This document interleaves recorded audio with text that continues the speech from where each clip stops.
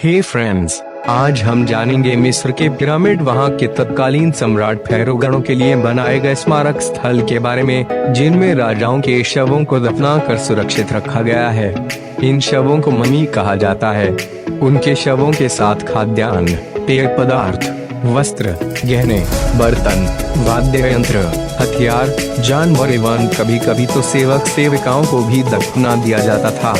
भारत की तरह ही मिस्र की सभ्यता भी बहुत पुरानी है और प्राचीन। सभ्यता के अवशेष वहाँ की गौरव गाथा कहते हैं। यूं तो मिस्र में 138 पिरामिड हैं और काहिरा के उपनगर गीजा में 3, लेकिन सामान्य विश्वास के विपरीत सिर्फ गीजा का ग्रेट पिरामिड ही प्राचीन विश्व के 7 अजूबों की सूची में है।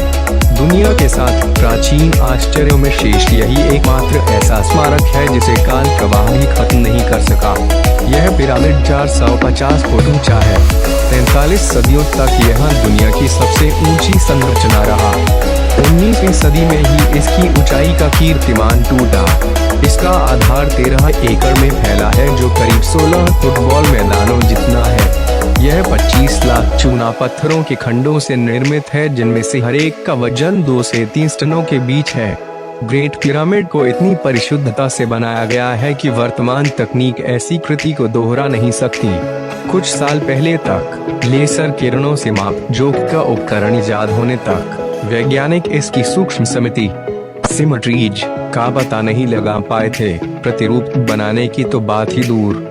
प्रमाण बताते हैं कि इसका निर्माण करीब 2560 वर्ष ईसा पूर्व मिस्र के शासक खुफु के 4थे वंश द्वारा अपनी कब्र के तौर पर कराया गया था। इसे बनाने में करीब 23 साल लगे।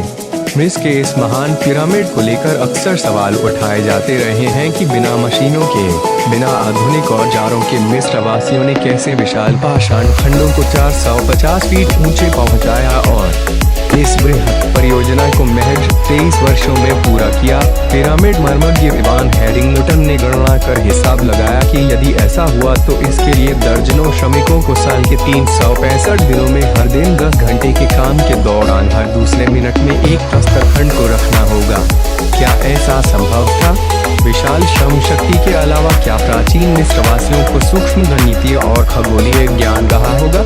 विशेषज्ञों के मुताबिक पिरामिड के बाहर पाषाण खंडों को इतनी कुशलता से तराशा और फिट किया गया है कि जोड़ों में एक ब्लेड भी नहीं घुसाई जा सकती।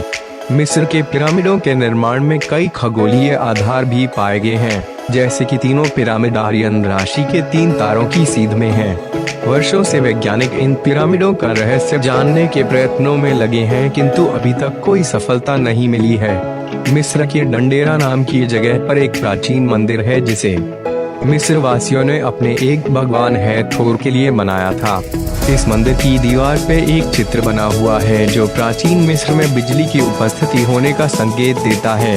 इसे डंडेरा लाइट कहा जाता है और उस मंदिर को डंडेरा लाइट कॉम्प्लेक्स के नाम से आज भी जाना जाता है।